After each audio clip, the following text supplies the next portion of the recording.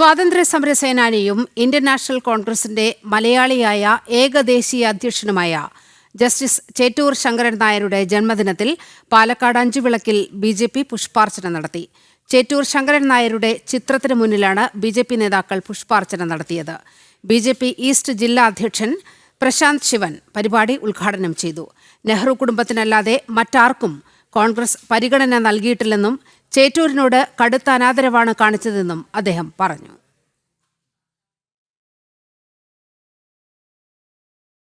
ഇന്ന് രാവിലെ 11 മണിയോടെയാണ് ചരിത്രമുറങ്ങുന്ന പാലക്കാട് അഞ്ചുവിളക്കിൽ സ്വാതന്ത്ര്യ സമര സേനാനിയും ഇന്ത്യൻ നാഷണൽ കോൺഗ്രസിന്റെ മലയാളിയായ ഏക അധ്യക്ഷനുമായ സർ ചേറ്റൂർ ശങ്കരൻ നായരുടെ ജന്മദിനത്തോടനുബന്ധിച്ച് ബിജെപി പുഷ്പാർച്ചന സംഘടിപ്പിച്ചത്.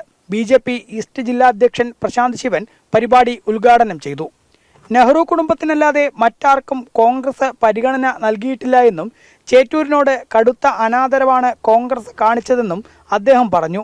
കോൺഗ്രസ് അവഗണിച്ച സ്വാതന്ത്ര്യ സമര സേനാനികളെ ജനങ്ങളിലേക്ക് എത്തിക്കാനാണ് ബിജെപി ഇത്തരം പരിപാടികൾ സംഘടിപ്പിക്കുന്നതെന്നും അദ്ദേഹം വ്യക്തമാക്കി. ഇന്ത്യൻ നാഷണൽ കോൺഗ്രസിന്റെ അമരത്തേക്ക് എത്തിച്ചേർന്നിട്ടുള്ള ഒരേ ഒരു മലയാളിയായിരുന്നു ജസ്റ്റിസ് ചേറ്റൂർ ശങ്കരൻ നായർ.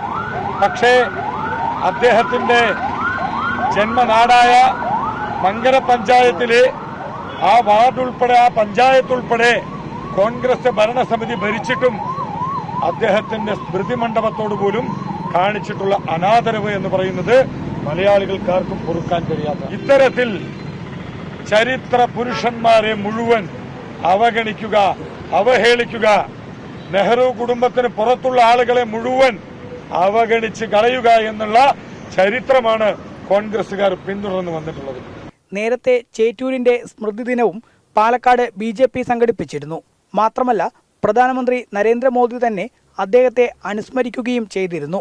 അതേസമയം ഇതുവരെ ചേറ്റൂരിന്റെ ജന്മദിനത്തിൽ പരിപാടികളൊന്നും സംഘടിപ്പിച്ചിട്ടില്ലാത്ത കോൺഗ്രസ് ഇത്തവണ ജില്ലാ ഓഫീസിലും മങ്കരയിലും പേരിനൊരു പരിപാടി സംഘടിപ്പിച്ചു എന്നതും പ്രത്യേകതയാണ്. കൂടാതെ കോൺഗ്രസ് ഭരിക്കുന്ന മങ്കര പഞ്ചായത്തിൽ ചേറ്റൂരിന്റെ സ്മൃതി കുടീരം കാടുപിടിച്ച് ഇപ്പോഴും തുടരുമ്പോൾ അദ്ദേഹത്തിന് ഉചിതമായ സ്മാരകം വേണമെന്ന ആവശ്യവും ശക്തമാണ്.